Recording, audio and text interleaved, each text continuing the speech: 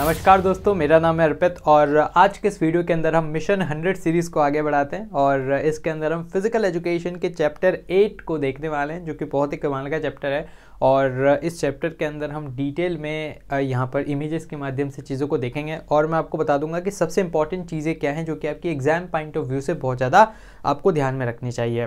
तो आइए स्टार्ट करते हैं हमारे इस वीडियो को और एकदम डिटेल में हम देखेंगे कि कहाँ से आपके एमसीक्यू बन सकते हैं, कहाँ से 2 मार्क्स, 3 मार्क्स, केस स्टडी और 5 मार्क्स क्वेश्चन बन सकते हैं। तो स्टार्ट करते हैं इस वीडियो को।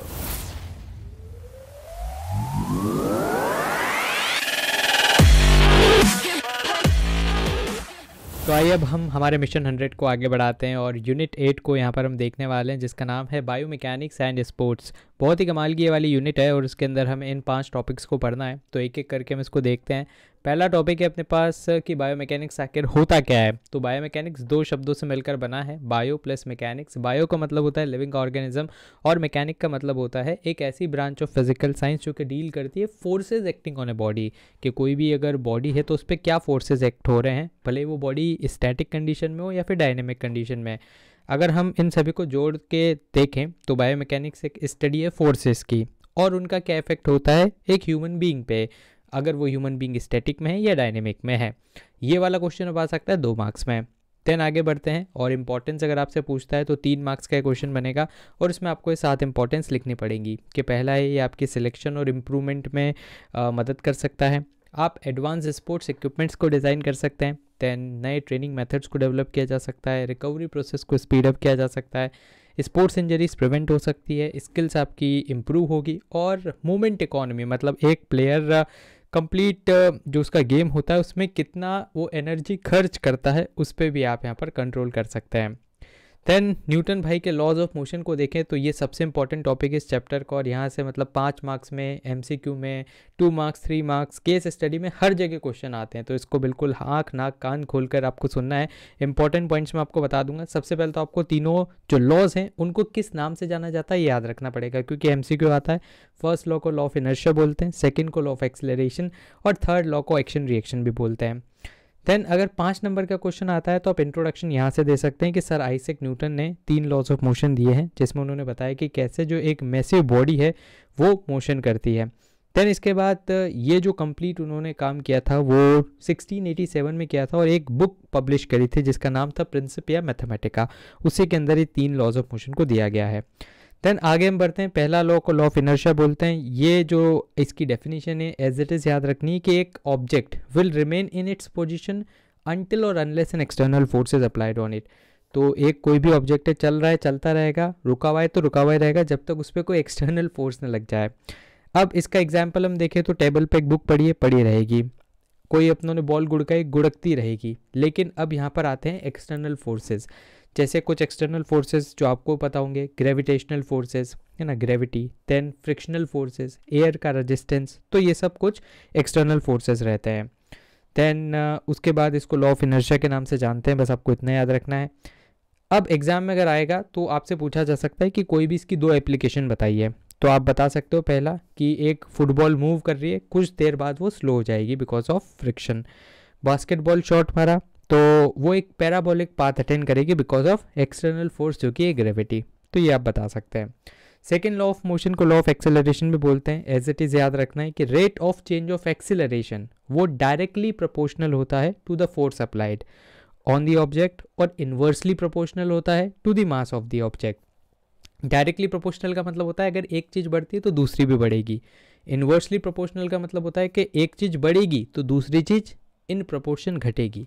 अब एग्जाम्पल यहाँ पर ध्यान रखेंगे आप, जैसे 2 गंजे यहाँ पर आपको अंकल दिख रहे होंगे, है ना। पहले गंजे अंकल है, इनके पास एक बड़ी सी बॉल है जिसका वजन है 400 किलो और दूसरे गंजे अंकल है जिनके पास एक छोटी सी बॉल है 40 किलो की। दोनों अगर सेम फोर्स अप्लाई कर रहे हैं तो अगर हम इस लॉ के अनुसार देखें तो किस बॉल को ज़्यादा एक्सेलरेशन मिलेगा? ऑब्वियस सी बात है जो छोटी बॉल है उसको ज़्यादा एक्सेलरेशन मिलेगा, ठीक है। और अगर अब हम यहाँ पर फोर्स बदल देते हैं, है ना, 400 केजी वाली को बहुत ज़्यादा फोर्स लगाते हैं और 40 किलो को बहुत कम फोर्स लगाते हैं, तो फिर जो भारी बॉल है वो ज़्यादा आपकी यहाँ पर आगे बढ़ जाएगी। तो टोटल अगर हम समअप करें इसको तो ये फॉर्मूला आपको याद रखना है। अगर ये लिख दिया तो पूरे मार्क्स मिल जाएंगे। Force equals to mass into acceleration. अब इसका स्पोर्ट्स में क्या एप्लीकेशन है, जैसे आप देख सकते हो बेसबॉल का एक बैट है और इससे हम बेसबॉल की बॉल को हिट कर रहे हैं, फोर्स सेम है तो वो लंबी डिस्टेंस ट्रेवल करेगी बिकॉज फोर्स डायरेक्टली प्रोपोर्शनल होता है एक्सेलरेशन के। वहीं पर एक और सेम बैट है, सेम फोर्स है, लेकिन अब की बार जो बॉल है वो बहुत ज़्यादा भारी है, तो अगर हम इस बॉल को मारेंगे तो वहीं पर वो गिर जाएगी। तो ये एक इसका एप्लीकेशन है। और एप्लीकेशन क्या हो सकता है कि टेनिस बैट से बॉल को मारना, तेज़ी से मारते हैं, जितना ज़्यादा फोर्स लगाएंगे उतनी तेज़ी से बॉल जाएगी। देन बेसबॉल प्लेयर बेसबॉल के बैट को तेज़ी से हिट करता है ताकि डबल फोर्स से वो जो बॉल है वो आगे बढ़े। देन थर्ड लॉ बहुत ही फेमस है, एक्शन रिएक्शन। तो इसमें होता है every action there is equal in opposite reaction. जैसे बोट के किनारे ये खड़ा है, इसने धकेला नाव को तो नाव पीछे जाएगी और ये आगे चला जाएगा। Newton third law of motion और भी है, जैसे आप दीवार को मुक्का मारोगे आपको भी लगेगी बिकॉज न्यूटन भाई का थर्ड लॉ लग रहा है। बैलून है, उसमें से जैसे आपने उसको रिलीज़ करोगे तो हवा नीचे की साइड जाएगी, बैलून ऊपर की साइड जाएगा। रॉकेट में भी सेम प्रिंसिपल अप्लाई होता है। देन एग्जाम में आपको क्या लिखना है, एग्जाम में आप स्विमिंग और रनिंग लिख के आना। तो स्विमिंग जो रहती है इसमें क्या होता है, स्विमर वाटर को पीछे की साइड पुश करता है तो वाटर उस स्विमर को आगे की साइड पुश करता है, एक्शन रिएक्शन। सेम रनिंग में भी होता है कि जो रनर रहता है वो ग्राउंड को पीछे की तरफ पुश करता है तो ग्राउंड रनर को आगे की तरफ पुश करता है। देन नेक्स्ट जो टॉपिक है वो है टाइप ऑफ लेवर्स और उनके क्या एप्लीकेशन रहते हैं स्पोर्ट्स में। तो जो लेवर रहता है वो हमारी बॉडी के अंदर भी फॉर्म होता है, बोन्स पे, जॉइंट्स पे, मसल्स पे। अब ये डे टू डे लाइफ में अगर हम देखें तो देखो यहाँ पर एक लड़की आपको दिख रही है, इसने एक पट्टा ले रखा है और यहाँ पर एक पिवट लगा रखा है और इसको ये बड़े से लोड को सरकाना है ना। अगर खुद के हाथ से सरकाती तो बहुत दिक्कत आती, लेकिन इसने क्या किया, पिवट लगाया, थोड़ा सा एफर्ट लगाएगी और ये लोड आगे की तरफ सरक जाएगा। डे टू डे लाइफ में कई बार हम इसका इस्तेमाल करते हैं।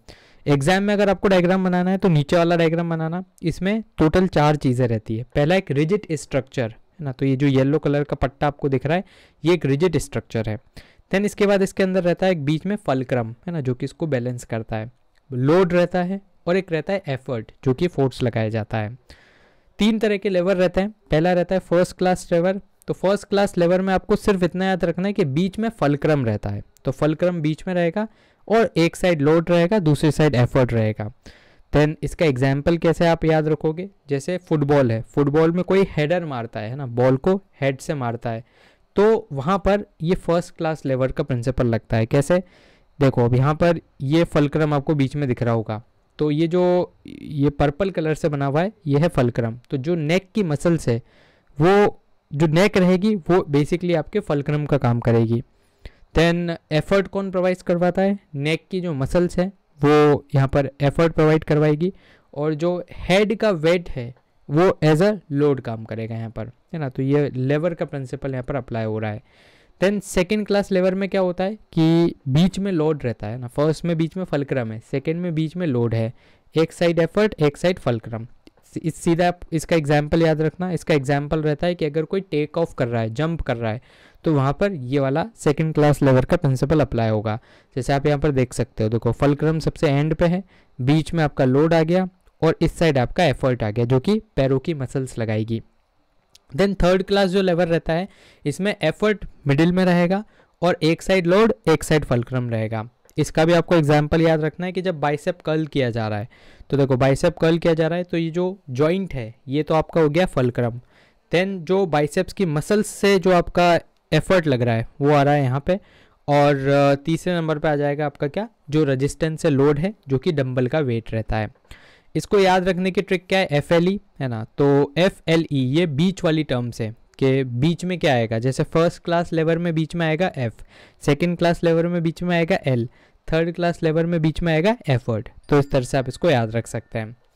देन आगे चलते हैं, ये थोड़ा सिंपल टॉपिक है, इक्विलिब्रियम, स्टैटिक डायनेमिक इक्विलिब्रियम। तो इक्विलिब्रियम एक ऐसी स्टेट रहती है, कीवर्ड क्या है, स्टेट है, जिसमें आप बैलेंस बना के चलते हैं और अपोजिट जो फोर्सेस रहते हैं वो एक दूसरे को कैंसिल आउट कर देते हैं। जैसे यहाँ पर आप देख सकते हो एक तार पे एक व्यक्ति चल रहा है डंडा लेके, तो इस तरह से डंडे को पकड़ता है कि इस तार पे इसका बैलेंस बना रहे। अगर ये चलता रहेगा, मूविंग पोजीशन में रहेगा, तो इसको हम बोलेंगे डायनेमिक इक्विलिब्रियम, और अगर ये एक जगह खड़े रहेगा तो उसको हम बोलेंगे स्टैटिक इक्विलिब्रियम। देन इसके बाद एग्जाम्पल क्या बोल सकते हो, ये इसका फेमस एग्जाम्पल है cart wheel in gymnastic. Cart wheel मतलब क्या होता है, इस तरह से गुलामटी खाना। तो ये देखो यहाँ पर इसने गुलामटी खाई तो यहाँ पर इस तरह से गुलामटी खाता है कि इसका पूरे इस ड्यूरेशन के अंदर बैलेंस बना हुआ रहे, तो उसको बोलते हैं अपन कार्ट व्हील। देन इसके बाद स्टैटिक इक्विलिब्रियम। स्टैटिक इक्विलिब्रियम का आप एग्जांपल वही दे सकते हो कि जैसे रोप पे खड़ा होना, तो आप एक जगह स्टैटिक हो लेकिन फिर भी बैलेंस बना हुआ है। फिर 2 मार्क या 3 मार्क्स में आपसे क्वेश्चन पूछा जा सकता है कि क्या वो प्रिंसिपल्स हैं जो कि डिटरमाइन करते हैं डिग्री ऑफ स्टेबिलिटी को।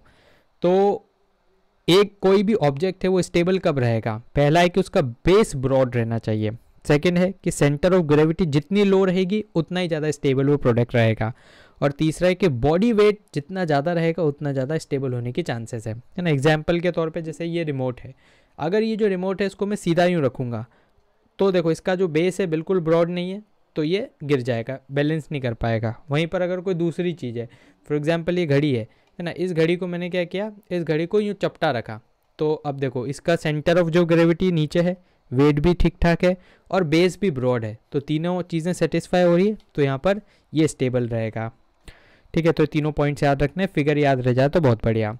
सेंटर ऑफ ग्रेविटी 2 मार्क्स में आ सकता है कि ये एक ऐसा पॉइंट होता है बॉडी में जिसके अराउंड पूरा मास सेंटर्ड रहता है ना, पूरा मास वहाँ पर केंद्रित रहता है, और जनरली सेंटर ऑफ जो ग्रेविटी ऑफ फिक्स रहता है प्रोवाइडेड शेप और साइज चेंज ना हो।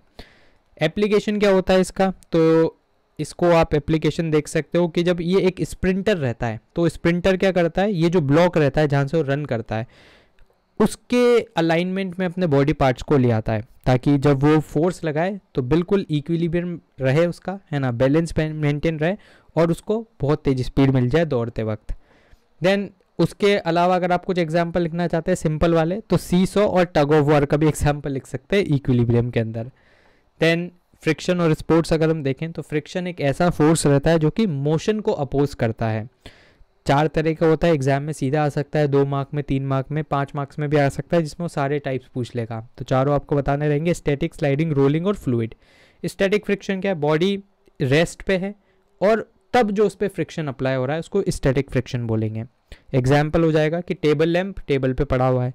स्लाइडिंग फ्रिक्शन क्या है कि जब बॉडी स्लाइड कर रही है तो उस टाइम पे जैसे स्लाइड करने के लिए एक तरफ से फोर्स लगाया जाएगा, तो जो रजिस्टिंग फोर्स है जो सरफेस लगा रही है अपोजिट डायरेक्शन में, वो रहता है स्लाइडिंग फ्रिक्शन। इसका एग्जाम्पल क्या हो जाएगा कि आप किसी ब्लॉक को फ्लोर पे स्लाइड कर रहे हैं।